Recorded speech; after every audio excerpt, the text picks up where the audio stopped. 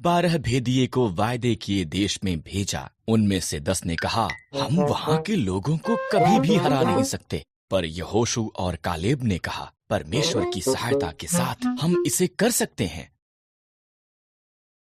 10 भेदियों की बात पर विश्वास किया। परमेश्वर ने कहा, यहोशू और कालेब के साथ केवल तुम्हारी संतान ही वादा किए देश में प्रवेश करेगी। इस तरह उजाड़ में 40 साल के बाद अब ये समय था।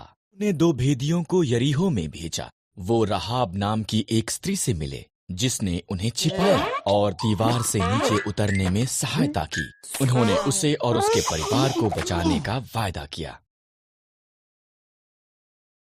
इजरायलियों ने यरदन नदी पार की। पहले याजक वाचा का संदूक उठाए आगे गए। जब उनके पांव ने नदी को स्पर्श किया, तब उसने बहना बंद कर दिया। हर कोई सूखी भूमि से होकर निकल गया। आगे यरीहो था। परमेश्वर ने यहोशू से कहा, 6 दिन तक यरीहो के चारों तरफ दिन में एक बार घूमना, और 7वें दिन 7 बार चक्कर लगाना, नरसिंहों को फूंकना। जय जय ने 2 भेदियों को यरीहो में भेजा। वो राहाब नाम की एक स्त्री से मिले, जिसने उन्हें छिपाया और दीवार से नीचे उतरने में सहायता की। उन्होंने उसे और उसके परिवार को बचाने का वायदा किया। ने यरदन नदी पार की। पहले याजक वाचा का संदूक उठाए आगे गए। जब उनके पांव ने नदी को स्पर्श किया, तब उसने बहना बंद कर दिया। हर कोई सूखी भूमि से होकर निकल गया।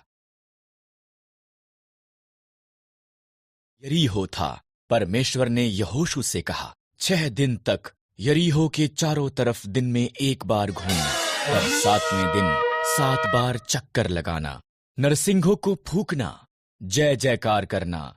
दीवार नीचे गिर जाएगी। यहोशू ने परमेश्वर पर भरोसा किया। जैसा प्रभु ने कहा, उसने वैसा ही किया। दीवारें गिर गए। उन्होंने शहर को कब्जे में ले लिया। राहाब बच गई। परमेश्वर के लोगों ने वादा की हुई भूमि को कब्जे में लेना आरंभ किया। फिर परमेश्वर के लोगों ने उसकी आज्ञा उल्लंघना की। इस तरह परमेश्वर ने फलिश्तियों को 40 सालों तक उन पर राज्य करने दिया। तब उसने उन्हें आजाद कराने के लिए शिमशोन नाम के एक व्यक्ति को चुना।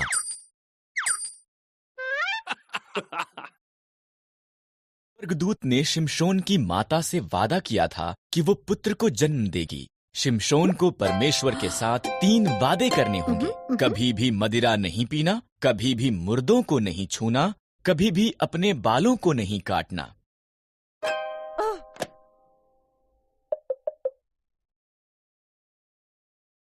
शिमशोन को बहुत शक्तिशाली बनाया।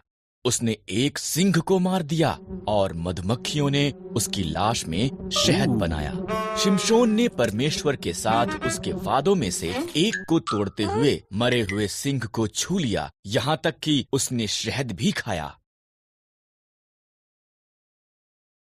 उनको दलीला नामक एक स्त्री से प्रेम हो गया। फलिश्तियों ने ये बात पता करने के लिए कि क्यों शिमशोन इतना ताकतवर था, उससे बहुत सा धन देने का वादा किया। उसने बार बार इसके बारे में उससे पूछा। शिमशोन ने दलीला को उसका रहस्य बता दिया। अगर मेरे बाल काट दिए जाएं, तो मेरी ताकत चली जाएगी। इसलिए जब वो सोया हुआ था, दलीला ने एक व्यक्ति को उसके बाल काटने के लिए बुलाया। शिमशोन की ताकत उसमें से चली गई। उन्होंने आसानी से उसे पकड़ लिया। उन्होंने उसे अंधा कर दिया। तब उन्होंने उसे जेल में डाल दिया और भारी चक्की पीसने का काम दिया।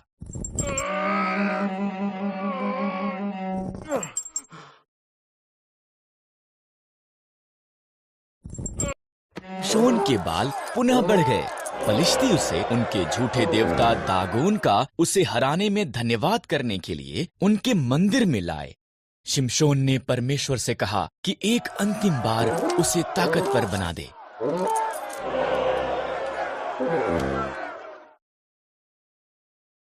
उन 2 खंभों के बीच खड़ा हुआ और उन्हें धक्का मारा।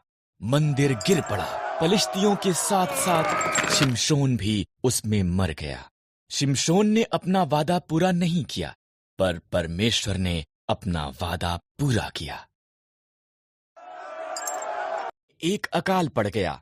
एलीमेलेक, नाओमी और उनके पुत्र भोजन की खोज में मोआब को गए। एलीमेलेक मर गया। पुत्रों ने मोआबी स्त्रियों ओरपा और रूत से विवाह कर लिया।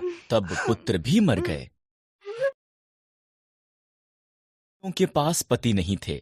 जब इज़राइल में अकाल समाप्त हो गया, नाओमी ने घर जाने का फैसला किया। मोआब में ही रहो, उसने अपनी बहुओं से कहा। ये तुम्हारा घर है।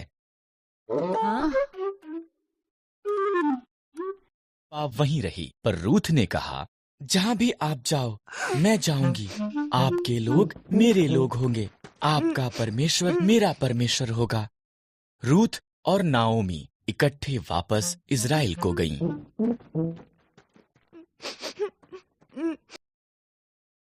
इज़राइल में फसल के कटने का समय था। नाओमी ने रूथ से कहा कि वो जाकर खेत में काटने वालों के पीछे फसल को बीन ले। खेत एलीमेलेक के संबंधी बोअज का था। बोअज रूथ के पास आया।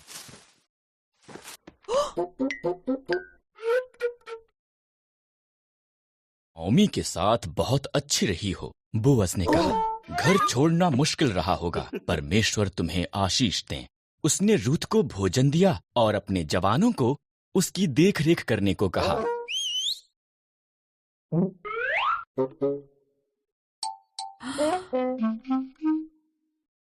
नाओमी को बताया कि क्या हुआ था। नाओमी मुस्कुराई। जब कोई मरता है, उसका निकट संबंधी उसके परिवार की देखभाल करता है। वो व्यक्ति उनका निकटतम छुटकारा देने वाला संबंधी है। बोअज हमारा निकटतम संबंधी है, उसके निकट ही रहना। रूथ बोअज के निकट रही। वो हर दिन उसे और ज्यादा पसंद करने लगा। बोअज ने एलीमेलेक की जमीन खरीदी और नाओमी और रूथ की देखभाल की। तब उसने रूथ को उसके साथ विवाह करने के लिए कहा।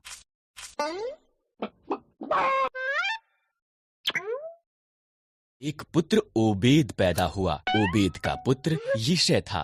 यिशै का पुत्र दाऊद था और दाऊद इज़राइल का महान राजा बन गया। इसलिए परमेश्वर ने रूथ को आशीष दी, ठीक जैसा कि बोअज ने प्रार्थना की थी।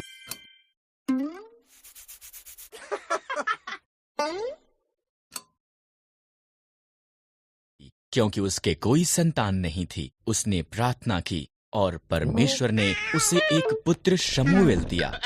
वो बहुत धन्यवादी थी, इसलिए उसने शमूएल को परमेश्वर की सेवा के लिए दे दिया।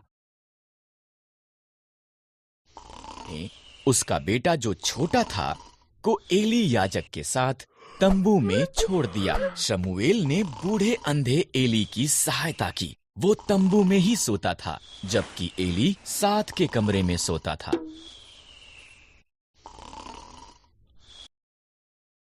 एक रात शमूएल ने उसका नाम पुकारती एक आवाज को सुना। वो उठा और दौड़कर एली के पास गया। क्या आज्ञा है? उसने कहा। मैंने तुझे नहीं बुलाया। एली घुरघुराया। वापस अपने बिस्तर पर चला जा।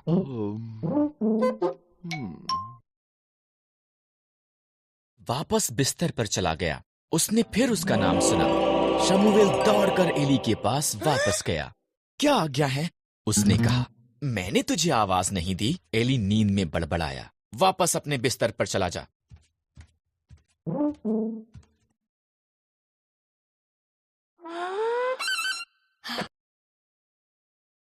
के तीसरी बार आवाज सुनने के बाद एली ने कहा, ये प्रभु था। अगर वो दोबारा आवाज लगाता है, एली ने कहा, कहना, प्रभु बोल, तेरा दास सुन रहा है। इस तरह शमूएल ने वैसा ही किया।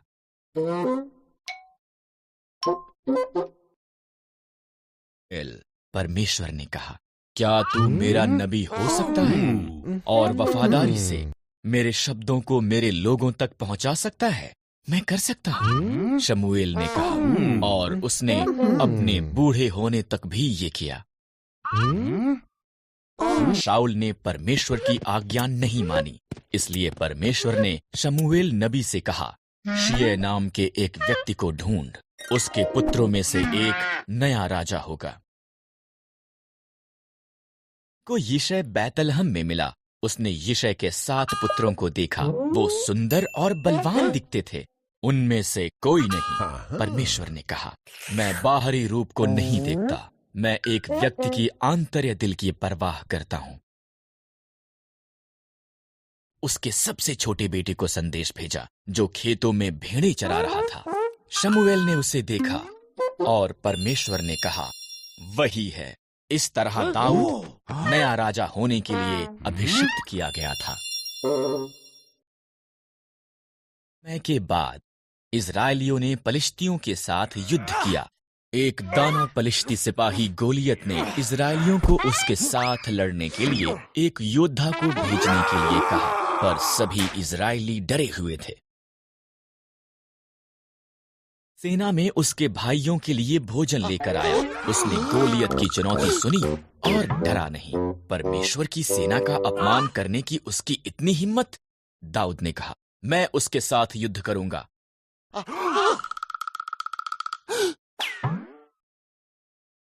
हुए राजा शाऊल ने दाऊद को अपने शस्त्र देने की पेशकश की। नहीं, दाऊद ने कहा, परमेश्वर ने जंगली जानवरों को मारने में मेरी सहायता की है, वो गोलियत के विरुद्ध भी मेरी सहायता करेगा। दाऊद ने 5 पत्थर और एक गोफन लिया। एक कुत्ता हूं, गोलियत दहाड़ा। तुमने मेरे साथ युद्ध करने के लिए एक छोटे से लड़के को भेजा है। तेरे पास एक भाला है, दाऊद ने कहा, पर मेरे पास इस्राएल के परमेश्वर की सहायता है। मैं पत्थर डाला और घुमा कर मारा। ये गोलियत के माथे में लगा और उसे नीचे गिरा दिया। इजरायलियों ने पलिश्तियों को हरा दिया। परमेश्वर की सहायता के साथ दाऊद एक हीरो था।